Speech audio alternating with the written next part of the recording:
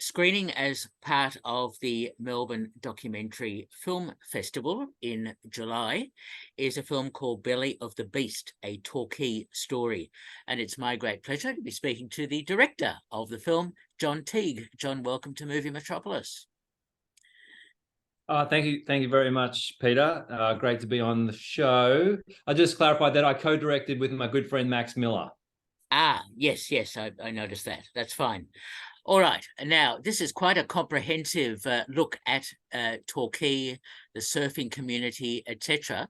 How did this film come about in the first place?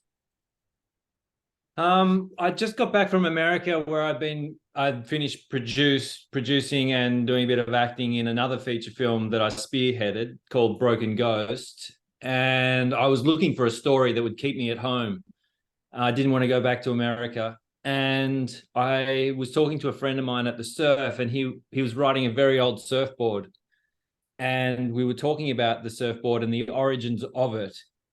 And the factory that it came out of had a lot of wild stories in the 60s. And we were like, it's a crazy story. And he goes, that'd be a cool documentary. And I went home and I thought about it, and I thought, that's a small part of a big story. And so that was it. I was like, that's the Torquay story hasn't been put to film, and I believe that there's a story there. So that was the catalyst. Okay, well, you and Max have obviously done a great job researching this story and getting archival footage and interviews. Tell me about that whole process. Yeah, it was a long process, Peter, because I knew there was fragments of story and I just didn't know how to join them together. So I spoke to a lot of people, a lot of my friends' parents, and just tried to work out what the through line timeline looked like, because I wanted to go all the way back to the start, being the people of the Watherong, and come through to the bit of the mess that it is today. And so I did a lot of research talking to them all, and I needed to find, the focus for me was surfing. Torquay has many stories, but for me, surfing's close to my heart. So, and that was the part that put Torquay on the map. So that was sort of like, how did that happen? And I just wanted to best facilitate how did that happen. And I think it was through the 56 games was the catalyst. So long of the story, it was just a lot of talking. Because you have so many good interviews, people willing to talk, etc. So finding them must have been quite a task. It was quite a task, and to be honest, I still believe that this is a 5-part miniseries. There's too much information that was left on the floor, and we just had to find a shorter narrative. I think there's a lot more there, but yeah, and there's it's funny. It was hard to get the girls to come to the camera, and the guys were very easy to come to the camera for some reason. How interesting. So, yeah, it's been an amazingly fun project, but just with COVID stretched out too long. Like it took a long time in the end, 6 years, and I would have preferred that being the 3-year bracket, but okay, because there's so much in the stories that are told, or that is in the film. I mean, it's a rich history of Bells Beach and Torquay and surfing and Quicksilver and all of that, companies and organizations that were involved with that community. Really interesting putting all that together. Yeah, I really think so. And it's like right under our noses. And the more that this town expands, it's like the wiretap is getting fainter. And a lot of the people that live here don't know the history of what happened for it to be what it is today. And I do believe that the more people can pay kudos to the history, the more, we might respect where we are, because it gives us a deeper understanding of just the lineage that's gone before us. I think it's, for me, it deepens the well and love for the place. Absolutely, it is such a rich history.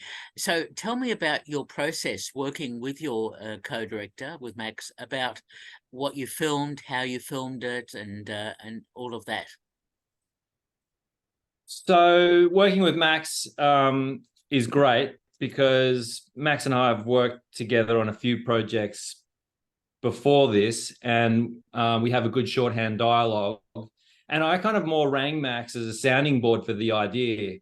And he said, I think that's a great idea. I want to do it with you. And I instantly said yes, because I love working with Max. And I know that, you know, going at something alone just takes so much energy. And if you can have someone with you, it helps push that momentum along. So that was an easy fit. And Max, not being from Torquay and not a surfer, helped me and helped us decipher what was important and what wasn't to an audience. Because I can get wrapped up in the just the you know the smaller things that people might not find very interesting, and Max not being a surfer is like, we don't need to know that, you know. So I think we worked well together, and that was sort of the flow. I think it was a good dynamic. Yes, yes. Tell me about finding all this archival footage, home movies, photos, etc. It's such a rich part of the film. Yeah, amazing part of the film. Everybody that we interviewed, from basically the D's Club and all those early days, people like John Law, who's co-founder of Quicksilver, was very forthright in archival footage, and Adrian McKenzie from the D's Club. They had a bunch of archival footage that they didn't know what to do with. And so when I told them that I wanted to highlight them in the storyline of this documentary, they were like, have this, which was just so great. And then we had to get some from the, archival warehouses, what have you, and the Olympic Committee for the Olympic stuff, and, you know, so on and so forth. So it was a wide net, but it was wonderful that everyone, Joe Pawson gave me some photos of her brother. You know, everyone was very happy to come to the party. So, Okay. What made you decide to use the title Belly of the Beast? it's funny, isn't it?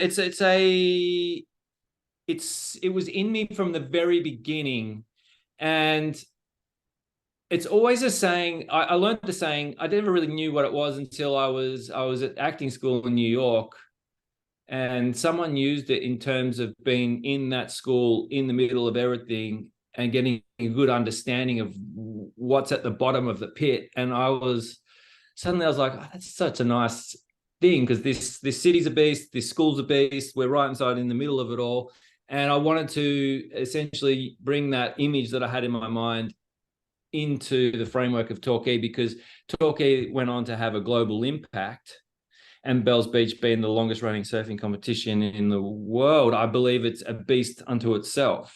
You know, it's people have fallen by the wayside and it's risen people up. It's been a proving ground. And so I thought, if I can bring the audience inside that and have them have a better understanding, it sort of just fit in my mind. And we always thought it's a working title. We would probably find something better. And we threw lots around, and it just stayed. And then I thought I really wanted to put a Torquay Story and being the weight on because it's not the only story here. There's a lot, you know, it's one shine of the spotlight through a history. There's lots of history around it. And so it's just a Torquay Story, not the. Got it. Yes, I absolutely understand that. And one of the aspects of the film I found so interesting is the development that's been taking place in the region, and so many people being attracted to the area that it is creating issues for residents, I suppose. Undoubtedly. Yeah, it's look, as everybody, I'm trying to see the beauty that is below the high tide mark, you know. Like, the coast is amazing and the beaches are all amazing, but if you look out to the north from where I am now and go for a drive, it quickly has echoes of Orange County to me. south of Los Angeles, which is a scary thing because, you know, I love quaint, but you can't live in the past, as you know, so you've just got to accept what is. And it's still a beautiful place, but they could have done something with the town planning. You know, I really wanted to, I wanted to hose the Surf Coast Shire a little bit more, and I was told pull back on that. That's a different documentary. Okay, I love politics. That's fascinating to hear that. Okay, and there's also another perspective in the film, which of course is the Indigenous heritage of the Yeah. region, and you explore that, of course. Yeah, and I was just saying to my girlfriend, which is a part to me that just, look, I know that we, in our fast-moving society, think that we're at the apex of where we are in a modern world, but I think the culture, the Indigenous culture that was before us, for me, I don't know why. I mean, I do know why. It just resonates so strongly with my morals and connectivity to nature, the ocean, and a more simplistic way of life, that I'm like, how can I tell a story about essentially a town of commerce that's got a cool spin on it, and but not give kudos to the people that were pushed out of here to allow that to happen. So yeah, you know, I thought it was important to go there. Okay, fair enough. Tell me about the yeah, the editing process, because obviously with so much footage, and as you say, it could be a 5-part miniseries. What decisions you had to make about the final version of the documentary? Yeah, it was really tough.